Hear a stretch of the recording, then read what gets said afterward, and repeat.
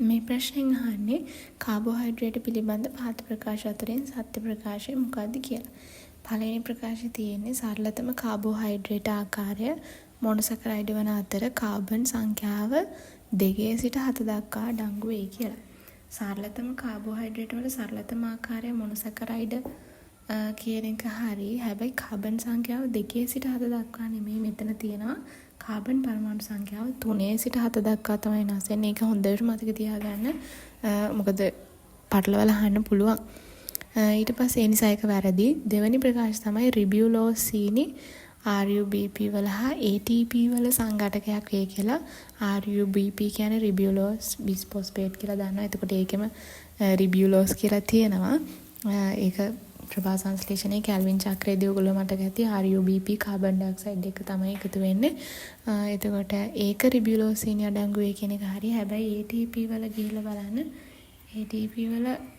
ATP ගැන හරිම ටික දීලා තියෙන්නේ 51 වෙනි පිටුවේ තියෙනවා මෙන්න මේ රූපේ.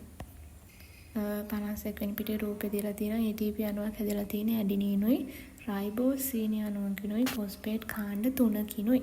එතකොට ඒ නිසා අපිට ඒක ගන්න බෑ. ATP වල රිබියුලෝස් නෙවෙයි තියෙන්නේ රයිබෝසීනි තමයි තියෙන්නේ. ඒ නිසා ඒක වැරදි.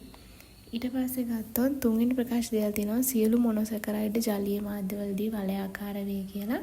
මෙතන බලන්න මොනොසැකරයිඩ් අවසානයේ තියෙනවා ජලීය මාධ්‍යවලදී සමහර මොනොසැකරයිඩ් වලලු ආකාරයෙන් ඇත කියලා. ඒතකොට සියලු මොනොසැකරයිඩ් නෙමෙයි වලලු ආකාරයෙන් ඇත කියන්නේ වලයාකාර වේ කියන්නේ ලිගමිකයි. සියලු මොනොසැකරයිඩ් නෙමෙයි සමහර මොනොසැකරයිඩ් වෙන්න ඕනේ.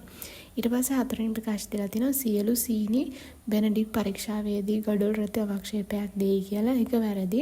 බෙනඩික් පරීක්ෂාවේදී ගඩොල් රතු අවක්ෂේපයක් එකපාරට දෙන්නේ ඔක්සිහාරක සීනි විතරයි.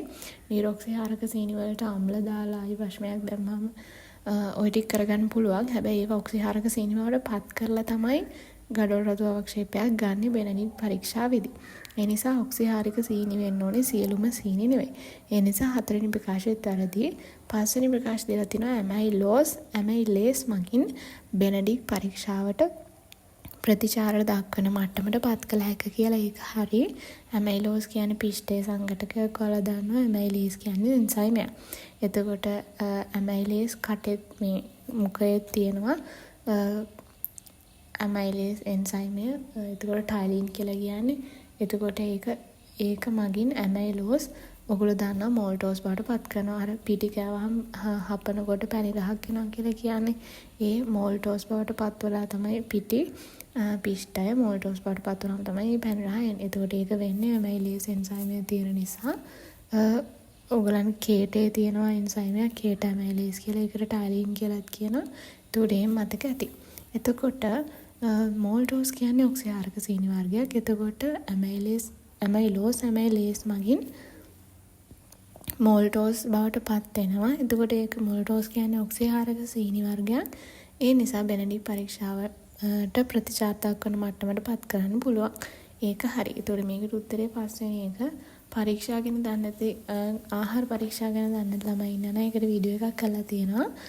channel එකේ එකත් බලන්න. ඒක දන්නේ නැත්නම් note එකක් දාලා තියෙනවා group එකේ. ඒ channel එකේ Telegram channel එකේ දාලා තියෙන්නේ.